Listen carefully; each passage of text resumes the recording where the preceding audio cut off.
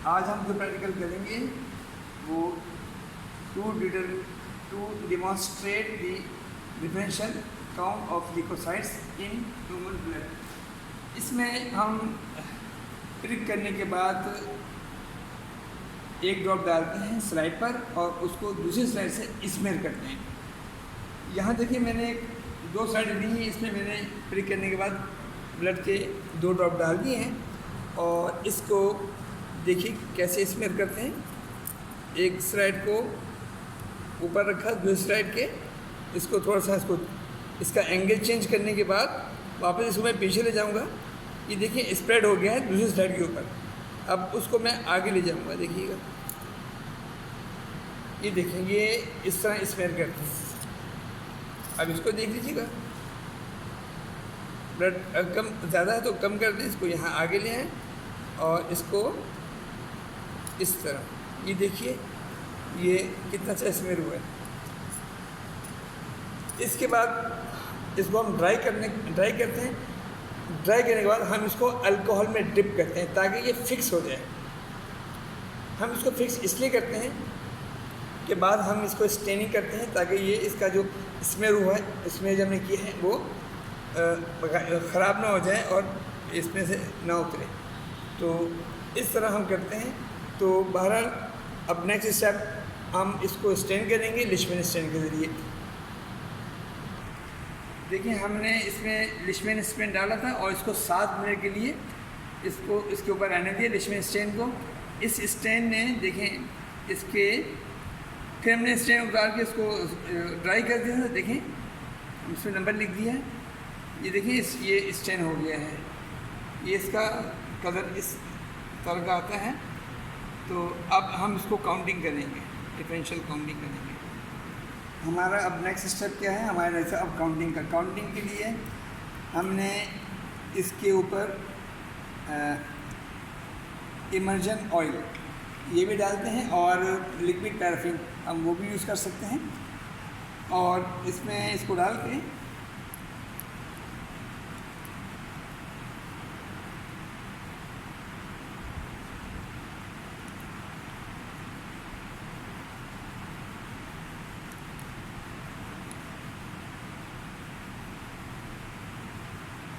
Process को फैला देना है और उसके बाद इसको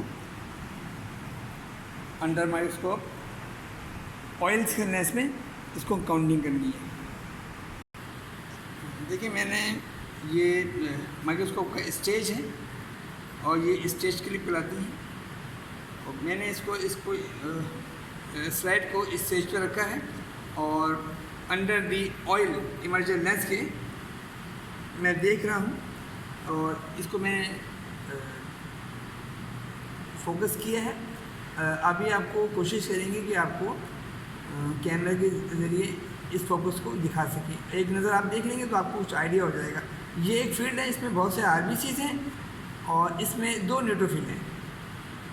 हम कोशिश कर रहे हैं कि आपको ये स्क्रीन दिखा दें। बोले ये देखिए ये न्यूट्रोफिल है, इसमें मल्टीलोब का न्यूट्रोफिल है, बाकी सब आरबीसीज हैं। इस तरह आपको फील्ड नज़र आएगी। हम इसकी मुझसे इमेजेस आपको आपके यानी कि इसमें डाउनलोड कर देंगे, आप इसको चेक कर लीजिएगा। मगर इस किस्म की हम इमेजेस आपको नज़र आएंगी। देखिए ये सब आरबीसीज हैं और सेंटर में एक पर्पल कलर का वो न्यूट्रोफिल है, इसमें मल्टीलोब से फोकस किया है। इस फोकस में मुझे 2 न्यूट्रोफिल और बस 2 न्यूट्रोफिल नज़र आ रहे हैं, बाकी सब आरबीसीज हैं। तो हमने इसको जो काउंटिंग करना है आपको हम पैटर्न दिखा भी देंगे कि इसको वर्टिकल एंड हॉरिजॉन्टल 2 मेथड से इसको हम काउंटिंग करते हैं। मिसाल के तौर पर आपने इसकी स्लाइड के 3 पोर्शन होते हैं। सबसे जो पहला पोर्शन है वो हेड होता है, उसके बाद बॉडी होती है और लास्ट में जो थिन होती है हिस्सा वो इसका टेल कहलाता है। तो हम जो काउंटिंग करते हैं टेल में करते हैं। काउंटिंग हम इसलिए टेल में करते हैं कि वहाँ पर आरबीसी ओवरलोड नहीं होते, ओवरलैप नहीं होती एक दूसरे के ऊपर, तो सिंगल होते हैं। इस तरह हमें जो डब्ल्यूबीसी हैं वो भी हमें अलग-अलग नज़र आते हैं। वरना अगर आप इसके थिक में जाएंगे बॉडी में तो इतना ज़्यादा वो आरबीसी और डब्ल्यूबीसी ओवरलोड होते हैं तो हम उसको पहचान नहीं सकते हैं कि ये कौन सा सेल है। तो इसलिए हम इसको टेल में करते हैं। टेल में जब आप देखेंगे इसकी इमेजेस भी, तो टेल में हमें बहुत वाज़ेह नज़र आता है। अभी जो मैंने किया है वो टेल पे फोकस किया था। आपको इसमें डब्ल्यूबीसी का जो न्यूट्रोफिल है जिसमें मल्टी लोब्ड है वो आपको नज़र आया था। तो हम ऐसा करेंगे कि टेल से हम बॉडी की तरफ मूव करेंगे, तो ये हमारी हॉरिजॉन्टल पोजीशन होगी। हम आगे चलते रहेंगे बॉडी की तरफ, जब देखेंगे और हमें जो जो सेल नज़र आते हैं मुख्तलिफ फील्ड्स में, मिसाल के तौर पर मुझे ये इस फील्ड में 2 न्यूट्रोफिल नज़र आए, तो मैं क्या करूँगा, अपने इस मैनुअल में 100 स्क्वायर्स ड्रॉ करूँगा। अगर मुझे इसमें इस फील्ड में 2 न्यूट्रोफिल नज़र आए, तो यहाँ पर मैं N और N 2 N लिखूँगा। फिर मैं फील्ड चेंज करूँगा, आगे मूव करूँगा, तो अगर मुझे उस फील्ड में एक लिम्फोसाइट नज़र आया तो मैं यहाँ L लिख दूँगा। अगर एक मोनो नज़र आया तो मैं यहाँ M लिख दूँगा। मुख्तलिफ फील्ड आप चेंज करते रहेंगे। और ये हॉरिजॉन्टल आप डायरेक्शन में जाएंगे, और जब साइड ठीक हो जाए, बॉडी पहुँच जाए, साइड ठीक हो जाए, तो वापस आप नीचे आके या वापस आप ऊपर जाके वापस उसी साइड से मूव करेंगे जिस साइड से आप आए थे। इस तरह आप ऊपर नीचे पोजीशन बना के हॉरिजॉन्टल पोजीशन में आप मूव करते रहिए, और ये ख्याल कीजिएगा कि वापस उस लाइन में मत आइएगा जो लाइन आप हॉरिजॉन्टल पोजीशन में आप मूव कर चुके हैं। वापस ऊपर या नीचे होके आपने वापस आना है। इसी तरह एक पैटर्न बन जाएगा आपका।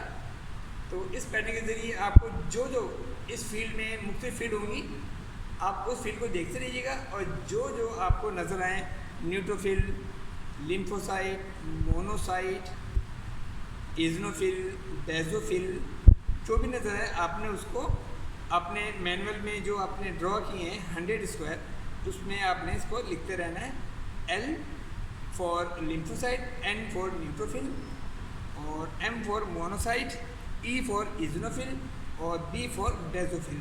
आपने पूरे 100 स्क्वायर जब फिल हो जाएंगे तो आपने इसको देखना बंद कर देना है, और उसके बाद आपने इन लेटर्स को, N को अलग काउंट करना है, L को अलग काउंट करना है, यानी कि न्यूट्रोफिल को अलग काउंट करना है, लिम्फोसाइट को अलग काउंट करना है, मोनोसाइट को अलग काउंट करना है, इज़नोफिल और बेसोफिल को अलग अलग काउंट करना है, यानी डिफरेंशियल काउंट करनी है। तो ये हमारा डिफरेंशियल ल्यूकोसाइट काउंट कहलाता है। तो यही मेथड है। आप इसको जब कंप्लीट कर लेंगे, आप इसको जब डिफरेंशियल काउंट करेंगे, तो आपने इनको अलग से न्यूट्रोफिल इज इक्वल जितने आते हैं आप उसको लिखिएगा, लिम्फोसाइट इज इक्वल जितना आते हैं तो लिखिएगा, और मोनोसाइट जितना नज़र आता है उससे लिखिए। आपने वो टोटल 100 देखिएगा, जब इसको टोटल करेंगे आपका 100 आना चाहिए। मैं ज़रा इसकी वजाहत करना चाहता हूँ कि फील्ड कैसे चेंज की जाती है। देखें, इस माइक्रोस्कोप में स्क्रू दिए हुए हैं, देखें स्क्रू, एक स्क्रू हम मूव करते हैं तो देखिए स्टेज हॉरिजॉन्टल पोजीशन में मूव कर रहा है, ठीक है, और हम दूसरा स्क्रू जब करते हैं तो देखिएगा ये वर्टिकल पोजीशन में कर रहा है मूव। तो हम ऊपर नीचे वर्टिकल पोजीशन में इससे जा सकते हैं और इससे दाएं और बाएं मूव कर सकते हैं। तो इसी तरह आप अपनी हॉरिजॉन्टल पोजीशन में या वर्टिकल पोजीशन जैसे आप करना चाहें, हम आपको इसका पैटर्न डिस्प्ले कर देंगे, तो उसको देख लीजिएगा। बहरहाल यहाँ पर दिए हुए हैं, यहाँ पर हॉरिजॉन्टल और वर्टिकल पोजीशन को चेंज करने की या साइड में जाने की यहाँ पर ऑप्शन मौजूद है। और मज़ीद इसको आपने करना है फोकस, तो यहाँ पर 2 दिए हुए हैं इस तरफ। ये कहलाता है कोर्स एडजस्टमेंट, आप इसे बहुत तेज़ी के साथ ऊपर और नीचे मूव कर सकते हैं, और ये कहलाता है फाइन एडजस्टमेंट। आप इससे बहुत स्लोली स्लाइडली आप ऊपर और नीचे मूव कर सकते हैं। ये देखिए, ये देखिए तेज़ी से मूव हो रहा है ऊपर नीचे ये, लेकिन इससे आप बहुत फाइन तरीके से ऊपर और नीचे कर सकते हैं। इससे फोकस में करने में बड़ी आसानी होती है। फोकस इससे किया जाता है, और वर्टिकल और हॉरिजॉन्टल मूवमेंट के लिए इस स्क्रू को और इसको यूज़ किया जाता है। बाकी इसमें हम जो लाइट रखते हैं वो हाई रखते हैं। लो लाइट में आमतौर पर ये नज़र नहीं आता, इसलिए इसके लिए हमें लाइट की ज़्यादा रोशनी की ज़रूरत होती है तो उसको हम हाई कर लेते हैं। और देखें ये नीचे डायफ्राम दिया हुआ है, हम इसके देखें इसका लो लाइट और ये देखें हाई, हम इसे कर सकते हैं, हमारा ऑप्शन मौजूद है। इसके अलावा हमें साइड में ये दिया हुआ है, इसमें देखें इसमें हम स्लोली कर सकते हैं, लाइट भी कर सकते हैं और देखें इसको तेज़ भी कर सकते हैं। तो ये मुख्तलिफ फंक्शन इसके अंदर मौजूद हैं, आपके लिए कोई मुश्किल नहीं होगी। आप एक बार इसको यूज़ करेंगे तो आपको बहुत अच्छा आइडिया हो जाएगा और कोई मुश्किल काम नहीं है, इजीली आप इसको कर सकते हैं काउंटिंग।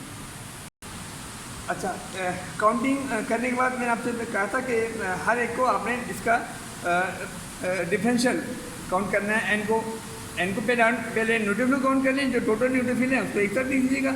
इसके बाद लिम्फोसाइट को टोटल काउंट कर लें, वो एक तरफ लिखिएगा। इस तरह मोनोसाइट को, इजनोफिल को और बेसोफिल को काउंट करके एक तरफ लिखिएगा और इसी को आप रिजल्ट में डिस्प्ले कर दीजिएगा। और टोटल काउंट आपकी 100 होनी चाहिए, क्यों कि जो स्क्वायर्स हैं ये टोटल 100 हैं।